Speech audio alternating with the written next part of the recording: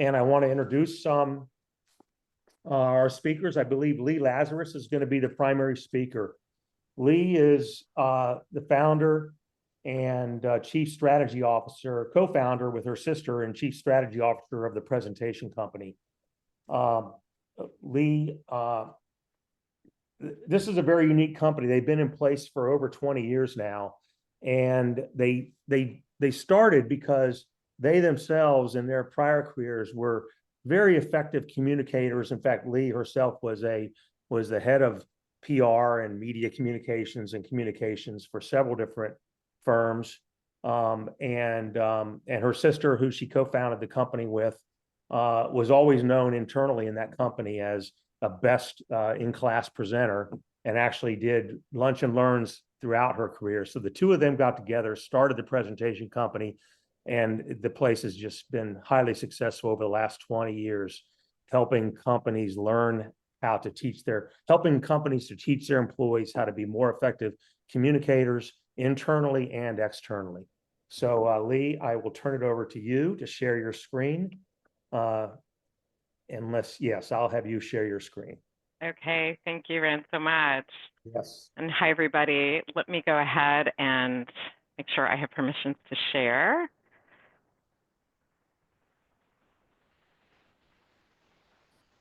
Perfect.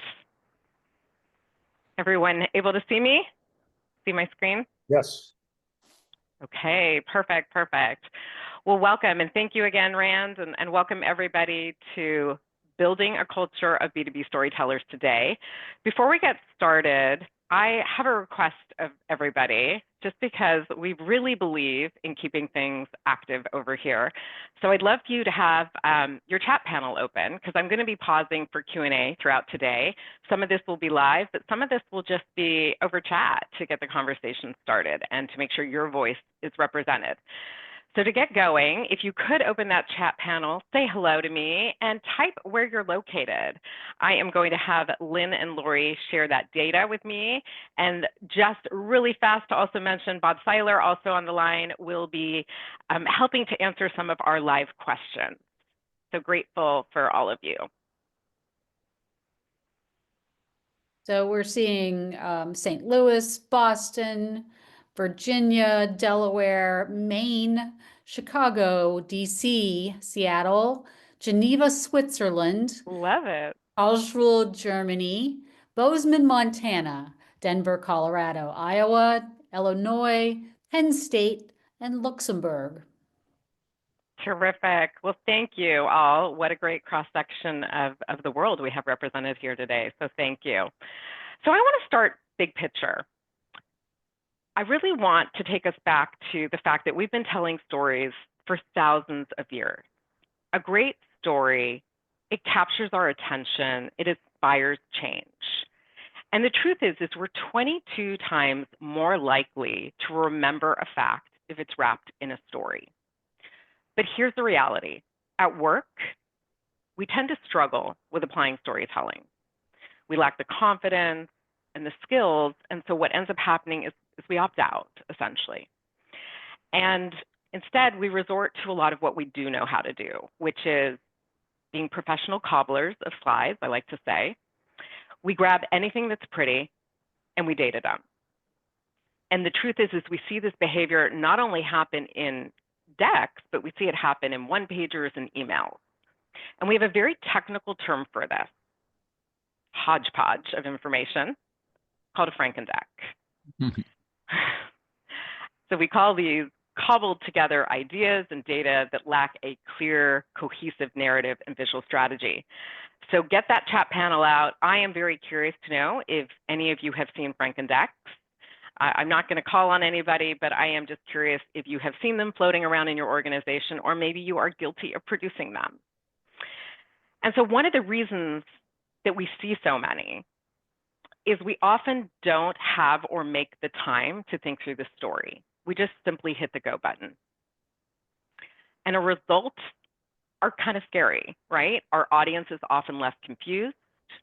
There's no clear call to action. And there's a missed opportunity to influence. And for a lot of our clients, they tell us that so many great ideas get lost behind a spaghetti pile of data, decks, and emails. And so our wish today is to stop this, to change this behavior, and to help you all figure out new ways of being able to help your team members or your company communicate with clarity and get to decision-making quicker. So what we say at the presentation company is that the most successful companies are all aligning around a common language and a framework that starts with the story first and the visual second, meaning we're going to figure out what that narrative is. What do you want me to know and go do before we get into the painting and decorating?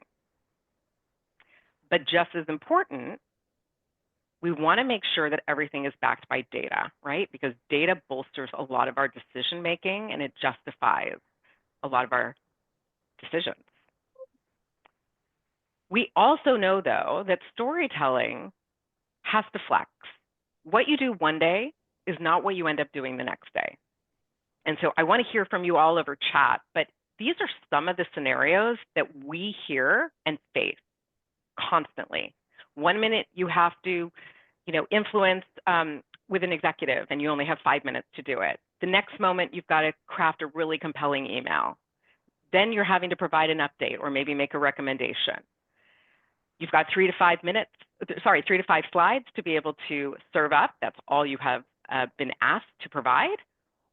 Or you need to tell a story on a page. Or maybe it's the dreaded one of you have an audience with diverse audience members. How do we please everyone?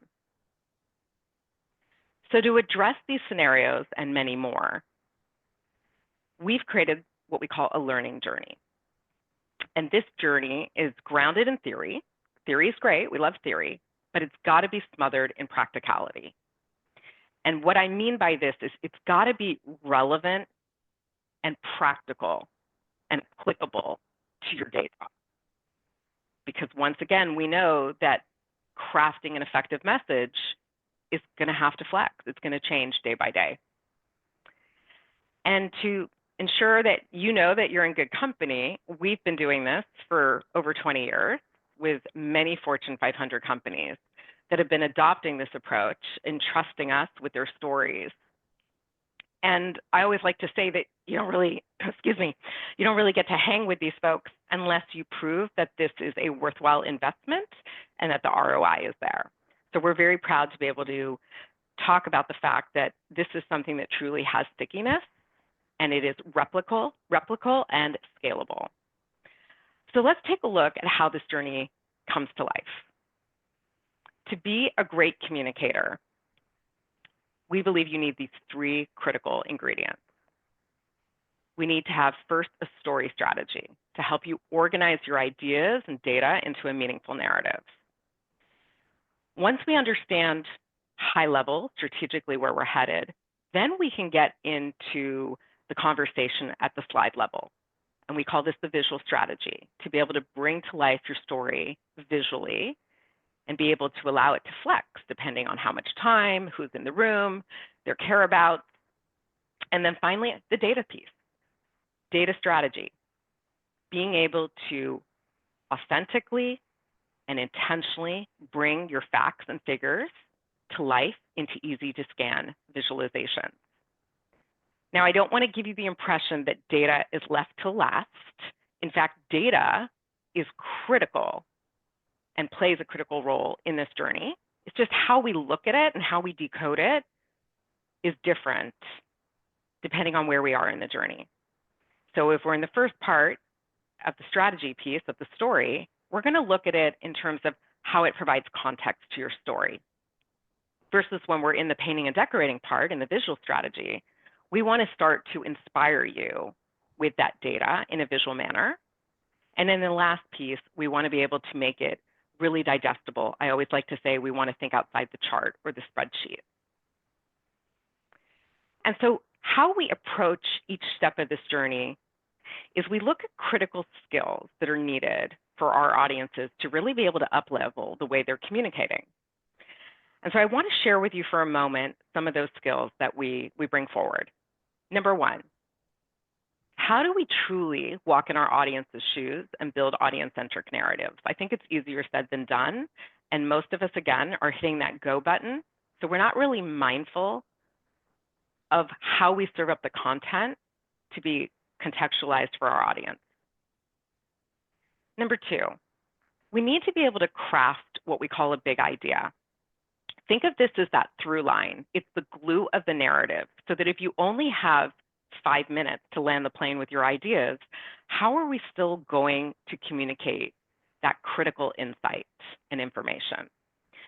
So this, to me, is really about what do you want your audience to know and what do you want them to do in that critical soundbite, which I know is very important to all of you, especially as you are communicating upwards.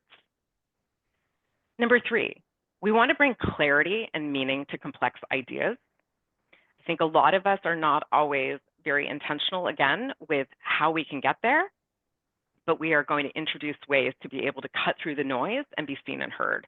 And I think, again, if we're looking at our audiences and we're looking at our population in our company, we need anyone to be able to do this, not just a select few. Cleverly using visuals. We have a lot of information at our disposal. We have a lot of assets available to us. But a lot of the time, we don't pause, we don't slow down to think about, is this visual adding or distracting to my talk track? So we really want to build that new level of mindfulness around using visuals at the right spot in the talk track and in the story. And finally, flexing. We need to be able to flex, to be situationally fluid, so we can keep our executive presence, which we all know helps to build trust and relatability. But a lot of us are not as fluent as we should be because we get hit with surprises in our conversation. So we want to be able to give you the tools to be able to combat that. And in terms of how we actually implement these skills and lead them to the organizational change that you hopefully are all seeking, we break them down into these 4, I'd say, pillars. Number one is we want to empower teams to be able to elevate the conversations to ultimately drive meaningful change. I believe in your role, you are all change agents, and it is critical that people have the confidence and the ability to do that.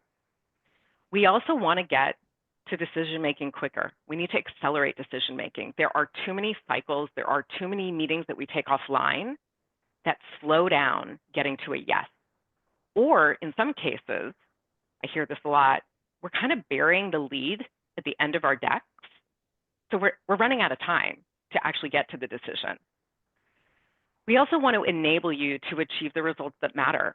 We are not doing this for our health. We are doing this to drive business forward and to grow and to meet revenue growth. So what can we do to bolster that? And finally, transformation. I think many clients are on a transformation journey of all varieties. And so how can we arm your most important assets and people with the ability to shine and communicate with clarity? So I want to pause. This is where I'm going to ask you to chime in either in text, and I will ask Lynn and Lori to share any questions that have come up or any comments. But I'd love to just get a pulse on how this is resonating so far, and then we'll keep going. We'll actually dive into what do we mean by this fluffy term called storytelling. So Lori or Lynn, I'll toss to you. So very initially, we had someone say to us, just show me the numbers, right? So, and I think you're speaking to the fact that people are like, well, just cut to the chase. What is it? Yeah. But the numbers are, you know, because many of us come from a technical background, are the thing we hang our hat on, right? On the other hand, Brand loves a good framework, as I do too. So we're all looking for a different way to do this besides just showing the numbers. Terrific. And oh, go ahead, sorry. I was just offering to make sure anybody else get to chat to us, but go ahead, I'll get back to you. No, and I'm going to toss the call to Bob to have him address what we see when our senior leaders, what are they really looking for when they ask about those numbers? Yeah, thanks, Lee. I think, everyone's trying to get to the numbers, and what they often don't realize, especially in a diverse audience, everyone interprets those numbers differently.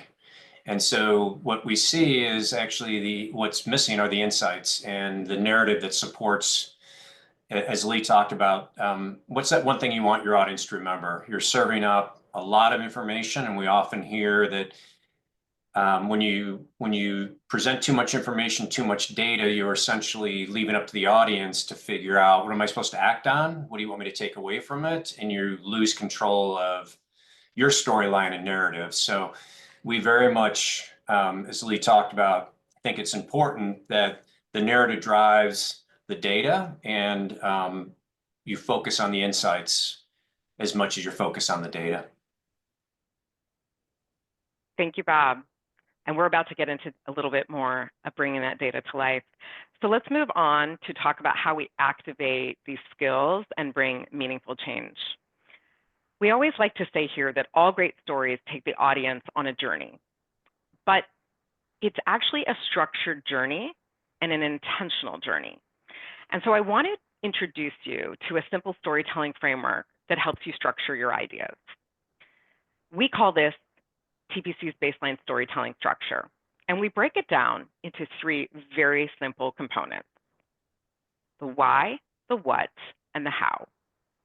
Now, I'm going to be honest, most of us are really comfortable and good at focusing in on the how. This is where we talk about our products, our solutions, our timeline, our pricing. This is usually the bulk of the presentation. But what we typically fail to do is lean into the why I should care, how am I humanizing this, and what's that bit of tension or conflict that's going to allow me to want to lean into your big idea and your how. And so if I'm to put this a little bit into your world, the insights are the why we should lean in and why we should care about the strategy. The what is the strategy at a very high level, and the how is the plan that we're going to get there. So I want to bring this to life and have you see it through a real example. Because in our training, we ask people to basically start doing a story audit once they learn these concepts. And so this is very typical of how people show up. We have a lot of information. And when we start to look at how we layer on those signposts, usually people are opening up with resolution first. Or if they're not, the other signposts are out of the correct order. And in this case, we're missing conflict. So we're missing a reason to care and lean in to hear about your resolution and big idea. And we're just not inspired because there's not really a lot to draw me in to want to keep listening. And so I'm probably going to start making my own conclusions or maybe intentionally start to derail you. Versus in the after, we layer on the signpost in the correct order. It's repackaged into a clear why, what, and how. It begins with setting and character. It then introduces the conflict, then naturally introduces the big idea, the resolution, and then in many cases, we always recommend that you revisit the big idea. So this is truly a mindset shift. And I want to bring it to life with a real example from a CPG company that was having to go and present to a retailer. And as some of you may know, when you're dealing in that world, you sometimes only get twice a year to meet with those retailers. And this is how they showed up. There was a lot of information, a lot of words, and there was data overload. So I'm trying to decode, I'm trying to process what you want me to know and do. There were a lot of charts, and there were no clear insights at a glance. Versus in the after, yes, we netted out the information, we reduced the amount of words, the data showed up in the right parts of the story, and it was much easier to scan.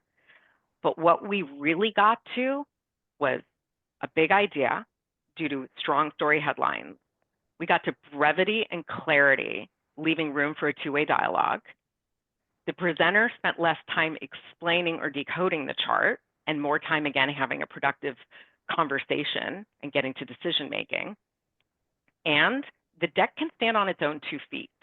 This could be emailed or presented by another presenter if you're sick or not able to make it. Ultimately, this is about building trust and moving business forward.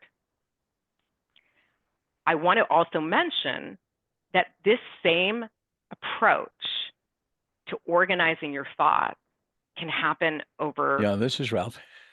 Oh, please go ahead, Ralph. Was there a All question? right. I believe I just muted Ralph. He took a call, I suspect. Okay, no problem. I'm going to keep going. So I want to also bring this to life over another very common communication form that we all use, email. I think for many of us, we don't actually recognize that our storytelling skills start as soon as an email is crafted. And we, again, just kind of hit that go button. If you actually start to self-audit your emails, there is a very strong chance that they don't have the critical signposts to help us move business forward.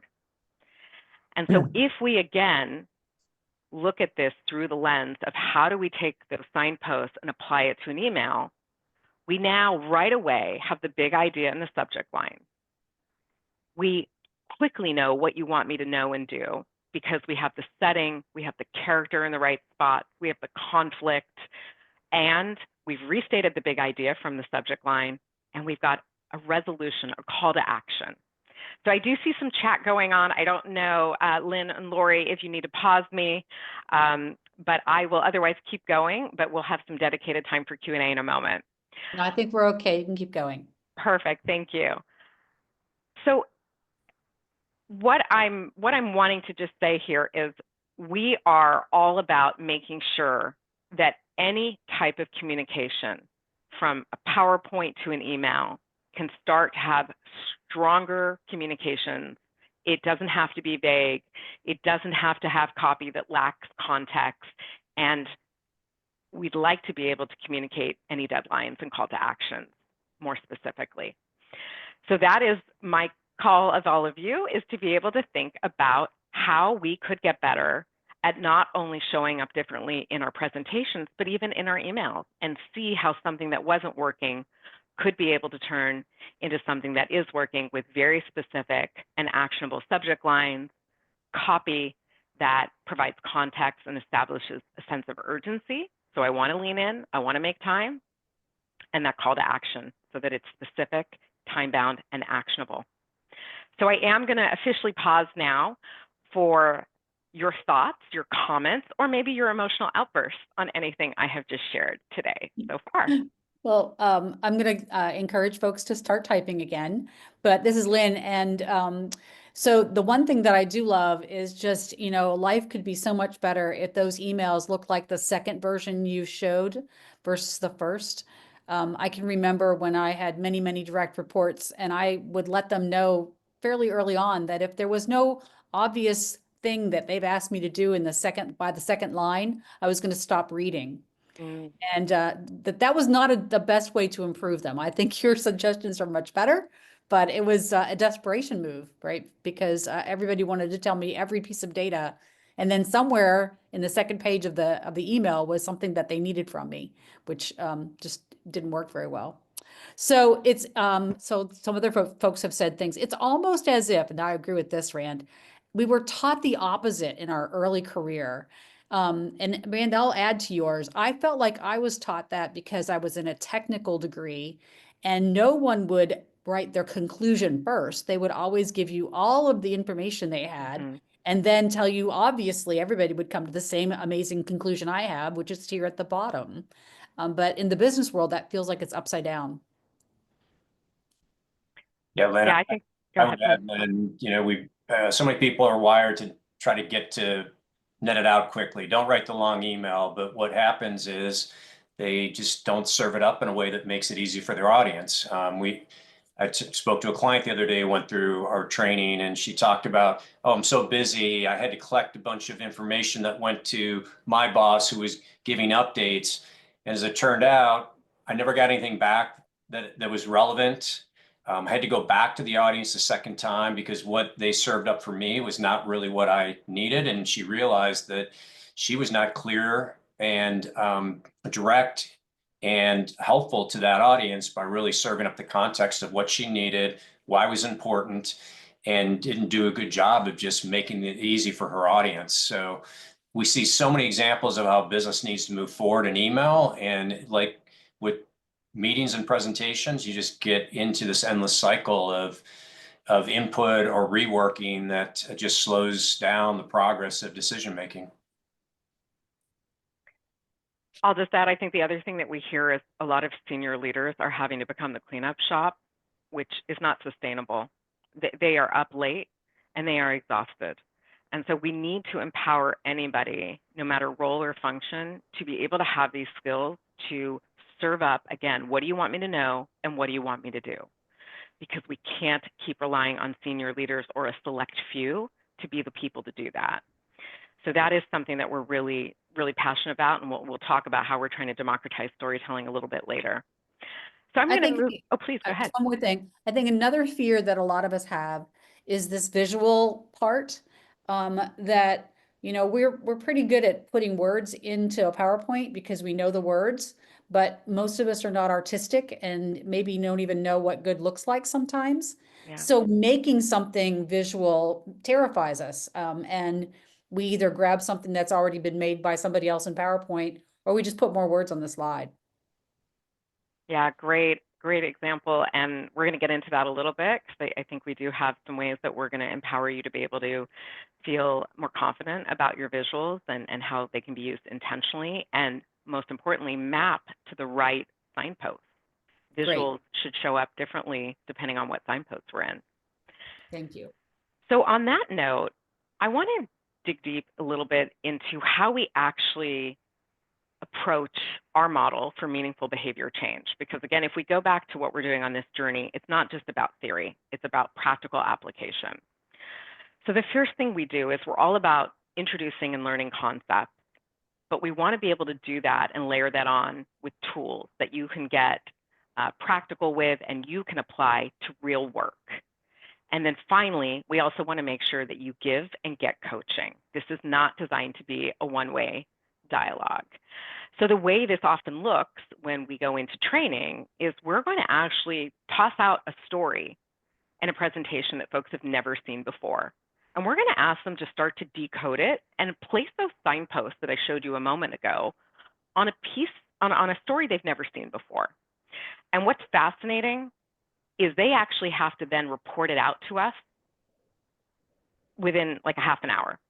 And they had no context, they had no briefing. They were simply using all the skills that are introduced in this class to talk about order, active headlines, clear visuals, to be able to bring this to life so that, again, anyone can present this if you are not the author. We also want to always introduce tools that are going to truly get participants to have the ability and the confidence to start changing their behavior. So a lot of what you'll see when you work with us is getting hands-on and applying it to real work. And speaking of real work, this is an example where we're going to ask people to start developing that big idea. And we create a little bit of a gallery walk where people go around and they put these Post-it notes on each other's laptops, and they actually start to provide some coaching and cross out, you know, that might have been a little verbose. That wasn't really the root essence of your big idea. Let's get more strategic with it. So this is our real commitment, is to be able to help participants, again, apply it to real work, start getting their day job done in the training, but also have a lot of collaboration and iteration along the way. And then finally, as I mentioned, we want to be able to give coaching, because that really builds and fosters a culture of storytelling. And we want to be able to give you coaching from our experts. So I'm going to paint a picture of how this all comes to life. I like to think of our workshops and what we're trying to do here in terms of, you know, contextualizing the world of storytelling, that we're at the peak of a mountain and we've got to descend this mountain. And there's a lot of ways we can get down this mountain, but the first thing we need to do is we need to start with the strategy. At the 30,000-foot view, how are we going to start to build this narrative and figure out what truly are the messages we're going to tell? Because let's face it, you've been doing maybe research for weeks or months, you have a lot of insights to gather, you could write a whole novel, but that isn't going to land with your audience. So this first workshop is about intentionally figuring out, how do we tell a story on a page? How do we introduce a simple framework for developing our ideas quickly and efficiently? And so we want people to be able to walk away knowing how to do three things: up-level the way you communicate, ensure your ideas are clear and actionable, and flex to any audience scenario. And to make this stick, as we've mentioned, participants are going to be asked to apply this to a real topic that's relevant to them in their day job. And they're going to be, in the flow of work, getting and receiving feedback. And so some of the tools that they are gifted to enable this behavior change is everything from a conceptual guide to a great book that I'll talk about in a moment, that really is kind of this Bible of storytelling that we produced, to this planner. And this planner is really where we are asking, again, people to slow down, to speed up. Take all those ideas that you've been working on, think about the strategy that you need to go execute on, and start to organize it in a way that's going to get your audience to lean in and to take action. We also introduced something called story starters. For a lot of us, we don't feel like we're naturally great storytellers. And so we don't know how to transition from, say, your setting and character to your conflict to then introduce the big idea. So we've created what I would call a Mad Libs document that is designed to take that fear away, so that engineers or finance people or somebody in supply chain that is not a marketing expert like yourself has the confidence to be able to start to do that and connect the dots. And then finally, coaching. Coaching is a huge part of anything that we do. If we're truly going to empower people and teach them to fish, they need to be able to start to have the tools themselves to bring this into their culture. Once we've figured out where we're descending, we are now at a point where we can start to flex on that narrative, that critical communication. And this is really where the visual strategy comes into play. How are we going to influence and bring the story to life at the slide level with visuals? And so we're ready to get to that clarity, that meaning, that brevity at the slide level. And this is where our visual strategy workshop comes into play, called Influencing with Visuals. This is really geared for those now that, again, want to craft a business story, but are ready to bring it to life at a more tactical level. And we want them to be able to create what we call a very tailored visual story experience or strategy, using an interactive visual library that we introduce that not only is designed to help you jumpstart your visual thinking and, of course, pressure test your story, but back to the comment that was made earlier, we want to inspire you with visuals so you don't have to do the hard work to understand what visual I would put in setting versus resolution versus big idea. We've done that work for you. And then finally, we want to be able to have you be able to build your visuals quickly and efficiently. And so with this particular asset, you're going to actually be able to get tips and tricks on how to edit and manipulate each slide and be inspired. We're actually going to put samples in this file folder to be able to think about how you would use it at what parts of your conversation. So we are going to introduce, once again, a lot of tools that help you action this and really make it relevant, again, to your audience. So there'll be everything from conceptual guides to what we call a visual storyboarder. This is really that part where we start to expand and flex out that narrative, because in our first workshop, as you all might recall, it's really storytelling strategically on a page. Now we're ready to expand that story. So we may have more conflict, because conflict can escalate. We're going to have a lot more resolution. So this is that tool that's going to be able to allow us to expand or contrast depending on who's in the room and their care-abouts and the amount of time that we have. The visual story builder, I'm going to show you in a moment how, again, we're going to be really intentional with our visuals so that they're not only the right visual for the right talk track, but they're showing up at the right spot in the conversation. And then once again, our commitment to coaching. We have something called Story Coach and Visual Coach. so that anyone can self-audit, either individually or with a team, to be able to make sure that we are truly landing our ideas with clarity and succinctness. So how does this all come together so far? We are all about using tools and coaching to develop these new skills.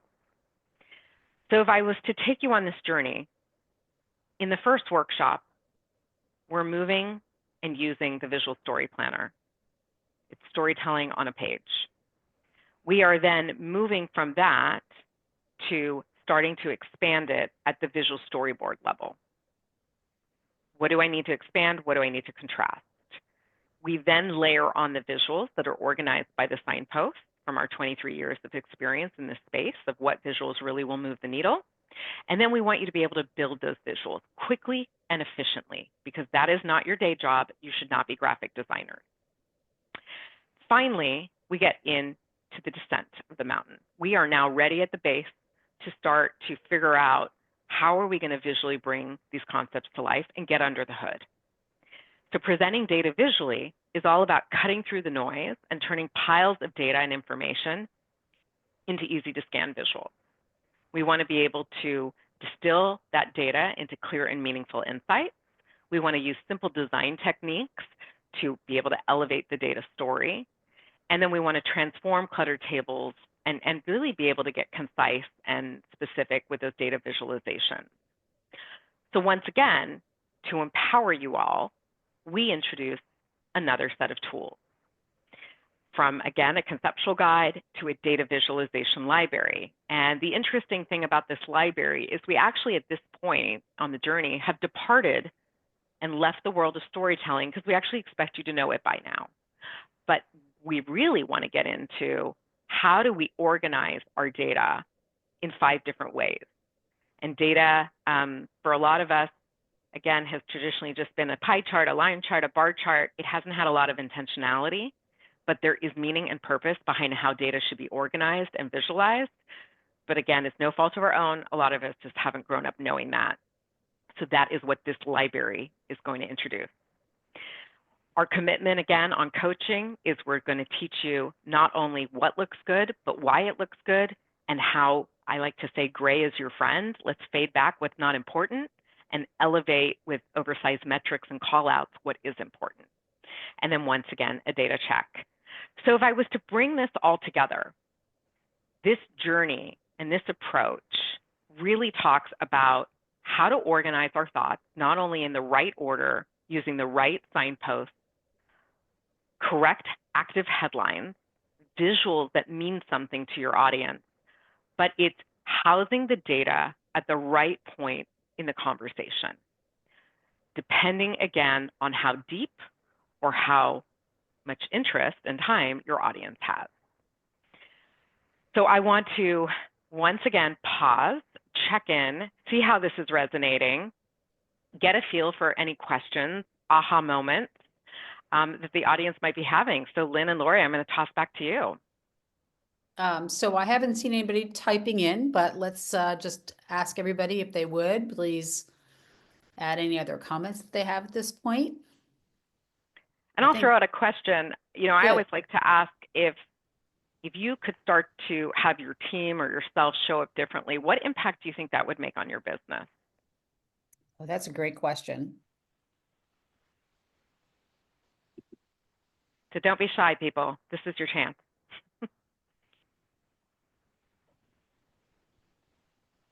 And if you've been chatting directly with Lee, she's talking, so you're going to need to share it with either me or with everyone in order for us to see that. Okay, here are a couple of things. So 2 realities: big important meetings with participants that have different preferred styles, like Jack wants hyperfast financial data dump, and Joan wants the big picture, and Claire wants all the technical detail. How do we handle that in one room? And how do we have more effective, quicker meetings?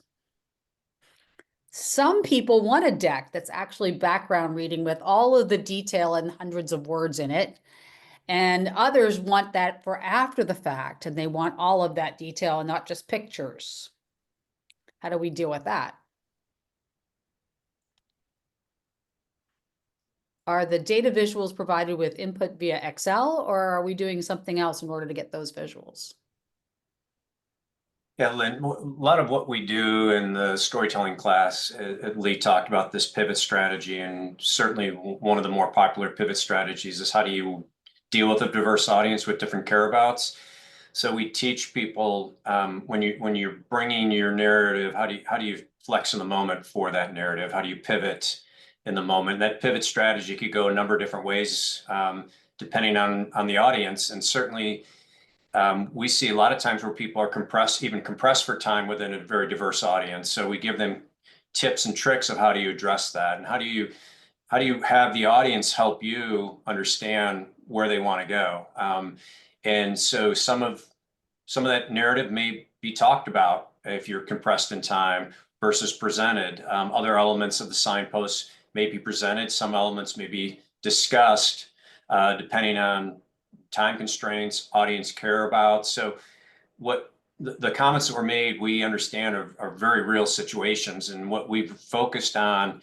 And our book's called Everyday Business Storytelling because we want to make this practical for the everyday situations you run into and the everyday challenges you face in the way that you have to communicate. So I love what's up there because that is very much what our clients face and deal with every day. And so we not only talk about we deliver a very practical framework, which people love, right? This isn't about 15 steps. This is very practical with a common language, which drives repeatability, eliminates ambiguity because everyone's operating under the same playbook. And then we think that storytelling is not a one size fits all. So we are very intentional in our classes to arm people with the confidence to pivot that presentation on a minute's notice, whether your time's compressed or your audience wants you to go in many different directions.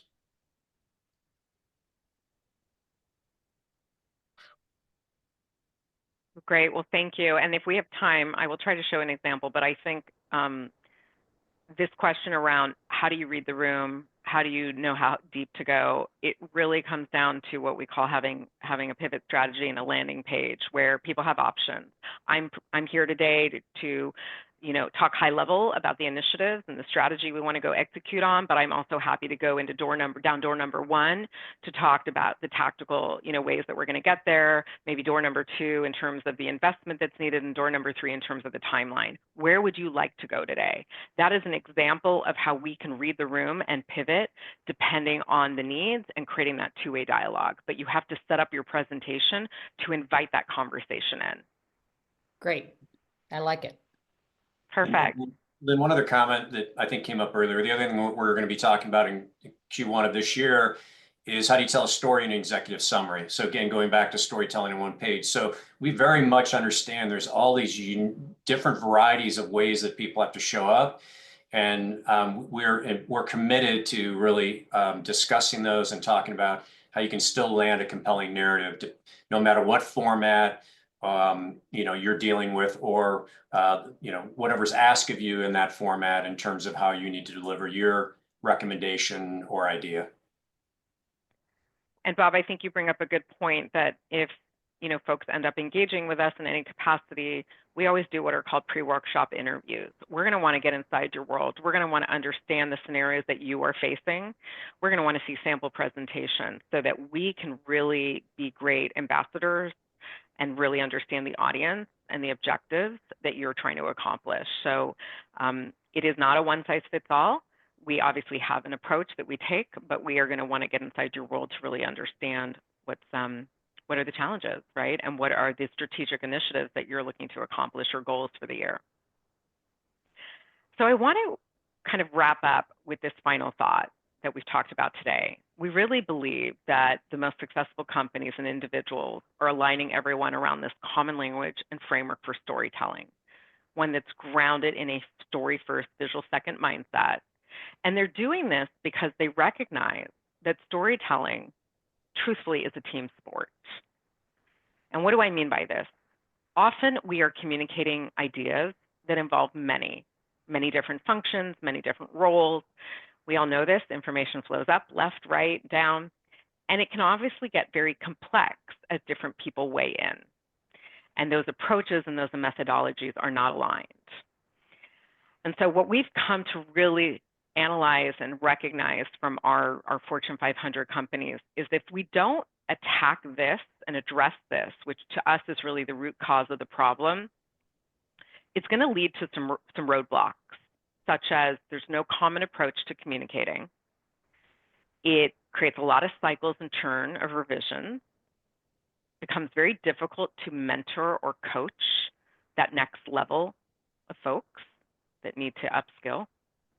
And trust and reputation or even brand can get challenged. And this is a big one, and it's all, as somebody that's also in my past life in marketing, you know, we have one shot to really build our reputation. And for a lot of us, we can get labeled quickly if we don't land the plane with our ideas correctly the first time. And this comes back to our point of we're really, really keen to make sure that this is an equitable experience for everybody and that nobody is labeled, oh, they're really sharp, but they're very technical, therefore they can't present this. We don't believe that is the how we should be doing it. And we also have a lot of senior executives that come to us and say, my team has to constantly justify their position in this company.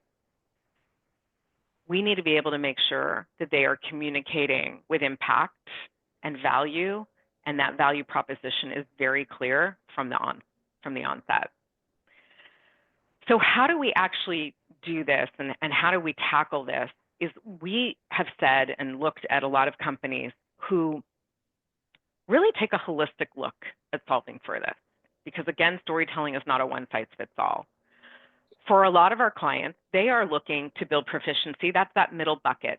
These are, you know, the folks that might be the change agents like yourselves, and they need these critical, you know, skills and behavior change because they're people leaders and they're practitioners in their space. But then there are also what I call the supporting cast. These are the knowledge workers, the broad cross-functional audiences, the senior, even the senior executives that just need a little taste of what it is the build proficiency folks have been up to. And how do we start aligning and having, again, this common language so that we can all talk and swim in the same direction? So there's a need to build skills at scale in the gain knowledge for a lot of folks because they've been exposed to a lot of different methodologies, but it's getting really complex as they try to align to the needs of the folks that are in the build proficiency bucket. So that is something that we really are trying to be mindful of. And in all honesty and transparency, this gain knowledge came from clients saying to us, we love training at the deep dive level, but we also need the supporting cast to be mindful of what's going on. What have you got? So that is one way that we're breaking it down. And then, of course, in the increased fluency, this is really for identified audiences that are seeking that mastery after they've been on this learning journey for us. And so if we do what we say we're going to do, the goal here is that we believe anyone, no matter role or function, should be able to influence. And so I want to leave you with this final, you know, I guess, call to action, which is we bottle up our wisdom in an Amazon best-selling book. We have been fortunate to be recognized by a lot of top-tier publications because it's practical, because it's highly applicable, and it has real before and after examples and case studies in it. So I would say that if you are looking to gain some religion around business storytelling and you want to keep and extend the learnings that we shared today, I would, at minimum, go grab a copy. And of course, we are happy to talk any further about your needs, but I will leave you with this one final thought, which is there is nothing like a poorly conceived story to remind us of what a relief a well-conceived story is. So thank you, everybody. Appreciate your time, appreciate the active participation, and I would love to open it up for some final Q&A. Yep, great. And I posted in the chat window the link to the book. So if you want to go grab it, I find that it's great to put them on my Kindle, and then I have them with me everywhere. Does anybody else have any other comments or questions? I'll give you a second.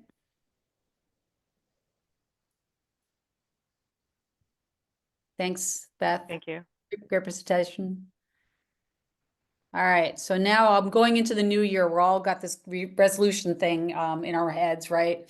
we can all make this resolution to ourselves that we're going to try to do better here. I have a feeling that it's kind of like when you're planning to go exercise, that it's a lot better to have kind of a partner to go with to the gym. You're more likely to show up. So I'll challenge you and your organizations to look at each other and say, who's going to try this first and get together and see if you can get there.